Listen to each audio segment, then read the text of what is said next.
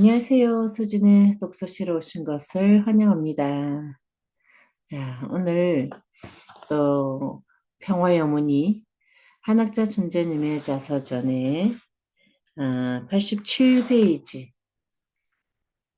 오랜 고행 끝에 찾은 뒷길라는 제목으로부터 시작해 보도록 하겠습니다. 태국으로 내려온 우리는 성주교회 정석천과 그의 가족을 만났습니다. 반가움이 이만저만 아니었습니다. 그는 오랫동안 헤어졌던 형제라도 만난 것처럼 무척 기뻐했습니다. 철산의 성주교는 일제의 단합과 공산당의 극악스러운 핍박으로 거의 사라졌음에도 정석천은 뜻을 기필코 이루기 위해서 계속 예배를 드리며 지름주님을 맞이할 준비를 하고 있었습니다. 부지런히 광산 사업도 하고 살과 성료 장사도 해서 살림이 궁색하지는 않았습니다. 어머니는 그에게 담보를 잊지 않았습니다. 우리가 북한에 있을 때 허호분 부인을 통해 인해를 많이 받았고 큰 역사가 있었어요. 지름조님은 곧 한국에 오실 것이니 그를 맞이하기 위해 힘써 기도해야 해요. 흩어졌던 신도들이 모여 열심히 기도하던 어느 날, 어머니는 지름주님을 만나기 위해서는 더 전손스러운 생활을 해야 한다는 하늘의 계시를 받았습니다. 기도만 해서는 안 되고 생식을 해야 한다. 어머니는 생설립을 먹었는데 그나마 져서 먹으면 괜찮았으련만 설립을 그냥 생으로 먹다 보니 이가 몹시 상했습니다. 그러면서 하나밖에 없는 딸을 공부시켜야겠다는 생각에 장사를 시작했습니다. 어머니는 북한에서 결혼 전에는 비교적 유복하게 생활했습니다. 외할아버지가 농사를 크게 지었고 외할머니가 재봉틀 상회를 운영한 덕분에 시골에서는 드물게 남매 모두 상급 학교를 다녔습니다. 외할아버지는 어머니에게 늘 가르침을 주었습니다. 아무리 어려워도 남에게 신세를 지면 안 된다.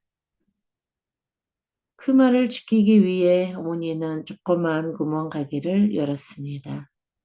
그런데 김치국과 설립, 땅콩을 하루에 2번만 먹고 장사를 하려니 몸이 늘 피곤하고 허약했습니다.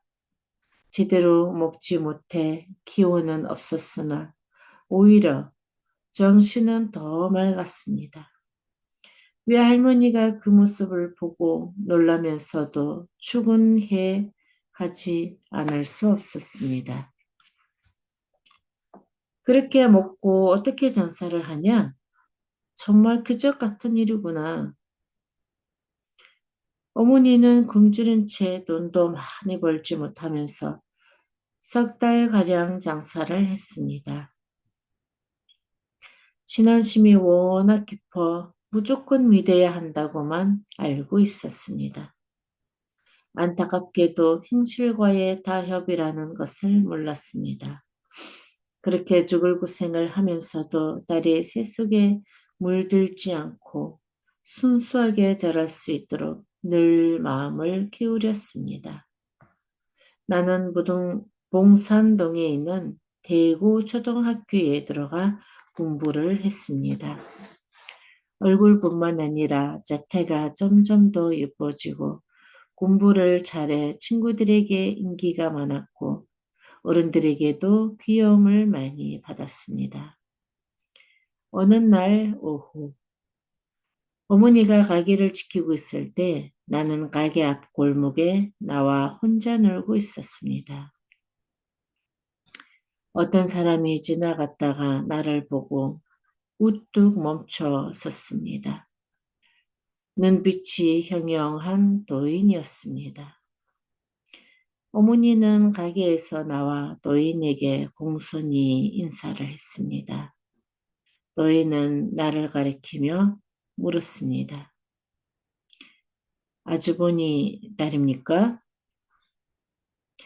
그랬더니 따스하고 깊은 눈빛으로 나를 바라보았습니다. 내가 어머니에게 눈길을 돌리자 노인은 말문을 열었습니다. 어머님은 따님 하나 바라보고 사시는데 열아들 부럽지 않은 딸이니 훌륭하게 기르세요. 그런데 이 딸은 머지않아 시집하게 됩니다. 남편 될 사람은 나이가 많은데 훗날 바다와 육지와 하늘을 넘나드는 출중한 능력을 가진 큰 인물일 겁니다. 그렇게 말하는 노인이 무척 진지해 보였습니다. 어머니는 하나밖에 없는 딸을 더 정결하게 키워야겠다는 마음으로 1954년 제주도 서귀포로 건너갔습니다. 번잡한 대도시를 떠나 깨끗한 자연 속에서 나를 키우기 위함이었습니다.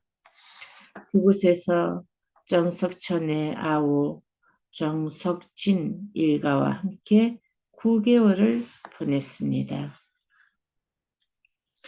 어머니는 내가 초등학교를 졸업한 다음에 세상과는 무관한 가운데 주님을 위한 성녀의 길을 걷게 하려고 했습니다.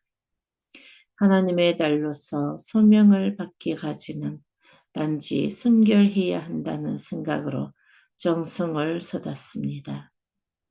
나는 신효초등학교 5학년으로 전학했는데 한참 뛰어놀 나이에 가혹하리만큼 혹독하게 신앙생활을 했습니다. 그래서 나는 기도, 건배, 정성으로 대부분의 시간을 보냈습니다. 어머니는 납작부리를 불러서 무김치 하나를 곁들여 생식을 했고 나는 그나마 좁쌀로 지은 밥을 먹였습니다. 어머니는 그렇게 고생스러운 생식을 하면서도 농민들이 일하는 모습을 보면 그냥 지나치지 못하고 밭으로 들어가 보리가리를 도와주었습니다.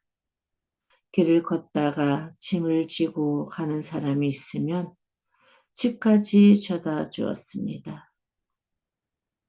그런 어머니를 보고 사람들은 감탄해 마지 않았습니다. 세상에 이렇게 자상한 사람이 다 있네. 그러게는 말이에요. 교회를 열심히 다닌다고 하던데 역시 다르긴 다르네요. 어머니는 그렇게 누군가를 도와주는 일을 생활 가운데 늘 실천함으로써 신앙인의 모범을 보여주었습니다. 외삼촌은 전쟁이 끝날 무렵 결혼을 해서 가정을 꾸렸습니다. 외할머니는 아들 내외와 함께 서울에서 지내다가 딸과 외손녀가 어떻게 지내는지 궁금해 제주도로 내려왔습니다. 외삼촌은 강원도 춘천으로 별년이 나자 곧 우리에게 기별을 했습니다. 제주도 생활을 정리하고 춘천으로 오세요. 외할머니도 학자를 가까이 두고 매일 보는 것이 내 삶의 유일한 낙이다. 라며 함께 육지로 나가자고 간곡히 말씀하셨습니다. 어머니와 나는 제주도를 떠나 외할머니가 사는 약사동 근처에 조그마한 방을 얻어 춘천 생활을 시작했습니다. 나는 1955년 2월 봉이초등학교로 전학하고 곧 6학년이 되었습니다. 학교에는 아름드리 플라토너스가 큰 그늘을 들여오는데 그 아래에서 책을 읽던 기억이 납니다. 또 학교 옆에 연탄 공장이 있어서 오갈 때나 오갈 때마다 운동회에 연탄 가루가 묻었던 기억도 새롭습니다. 이듬해인 1956년 봉이초등학교를 제11회로 졸업했는데 전쟁통에 학교 네 곳을 거친 끝에야 졸업장을 받았습니다. 공부를 잘해서 졸업식 때 우등상도 받았습니다. 주님을 만나려는 어머니의 간절함이 하늘이 디디어 응답했습니다. 우리 모녀를 보살피는 하나님은 손길을 거두지 않았습니다. 우리보다 먼저 남한으로 내려와 대구에서 살던 정석천은 한성모천 김성두의 유언을 기억하며 실천하려 했습니다. 하나님이 맡기신 뜻을 내가 성사하지 못하면 다른 사람을 통해서라도 이룰 것이다. 주님이 오시는 단체는 음란단체로 오해받아 핍박을 당하고 옥고를 지를 것이다. 그런 교회가 나타나면 참된 교회인 줄 알고 찾아가거라. 그래서 그는 집에서 열심히 예배 드리면서 이곳 저곳의 교회에서 부흥회가 열리면 부지런히 찾아다녔습니다. 그러던 1955년 5월 그는 동아일보에 실린 이화연대 퇴학 사건 관련 기사가 한 토막을 읽었습니다. 통일교회에 나간다는 이유로 이화여대 교수 5명이 해직되고 학생 14명이 강제 퇴학당했다는 내용이었습니다. 모친의 예언이 이루어지고 있음을 직감한 정석천은 부산에 사는 누나에게 편지를 보냈습니다. 누나는 딸과 함께 신문 조각을 들고 무작정 서울 전파동으로 올라왔으나 문춘재는 만나지 못하고 부산 통일교회를 소개받아 다시 부산으로 내려갔습니다. 그리고 대구에 있는 정석천에게 이 사실을 알렸습니다. 정석천은 대구 통일교회를 찾아 원리 말씀을 듣고 그 자리에서 통일교 신도가 되었습니다. 그런데 입고한 지 열흘 많은 7월 4일에 문충재가 툭 되는 충격적인 사건이 일어났습니다. 서울로 올라온 정석천은 서대문 형무소에서 문충재를 면회하고 큰 격려를 받았습니다. 문충재가 10월 4일 무죄로 석방되자 정석천은 대구 살림을 모두 정리하고 서울로 올라와 띠길에 헌신하게 되었습니다. 문춘재는 출소 후에 대구를 방문했습니다. 그때 춘천으로 이사한 어머니는 하얀 융이 품에 안기는 꿈을 꾸었습니다. 하얀 융이 누구를 의미하는지, 품에 안기는 것은 또 무엇을 뜻하는지 정확히 알 수 없었으나 조만간 큰일이 닥치리라는 예감이 들었습니다. 마침 정석천이 보낸 편지를 읽고 곧장 대구로 내려갔습니다. 그러나 문춘재는 이미 서울로 올라간 후에서 만나지 못했습니다. 아쉬운 마음으로 대구를 떠나려 할 때 또 꿈을 꾸었습니다. 황금융 한 상이 서울을 향해 엎드려 있는 꿈이었습니다. 어머니는 그 꿈을 가슴 깊이 새기고 서울로 올라와 한달음에 청파동 교회를 찾아갔습니다. 그곳에서 처음으로 문충재를 뵙고 인사를 올렸습니다. 꿈에 나타난 하얀 용이 누구인지 궁금증이 풀렸습니다. 그때가 1955년 겨울 초였습니다. 30년 넘게 온갖 고행을 하며 꿈에 길했던 찌름조님을 만나 또 할 수 없이 감복했습니다. 그러나 황금용 한 상은 누구인지 그 수수께끼는 풀지 못했습니다. 어머니는 감복과 달리 문춘재는 다른 식구들에게는 다정하게 대하면서도 유독 어머니만은 냉대했습니다. 어머니는 서러운 마음이 들고 한편으로는 앞이 캄캄했으나 묵묵히 쉬지 않고 기도했습니다. 하루는 문춘재가 예수님의 심정에 대해 설교하면서 이렇게 말했습니다. 옛날 이스라엘 민족은 참 아버지로 오신 예수님을 맞아들이지 못하고 십자가에서 돌아가시게 했어요. 그 죄가 얼마나 큰지 알아요?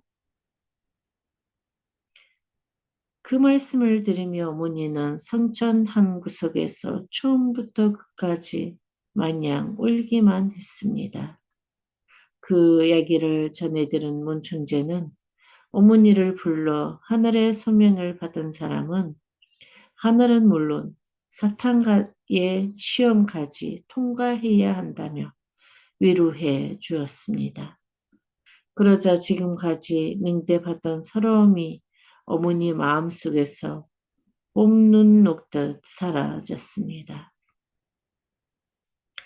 굳건한 믿음을 갖게 된 어머니는 곧 춘천으로 내려가 기척전도를 시작했습니다. 예, 오늘 여기까지 읽도록 하겠습니다. 오늘도 좋은 하루 되세요.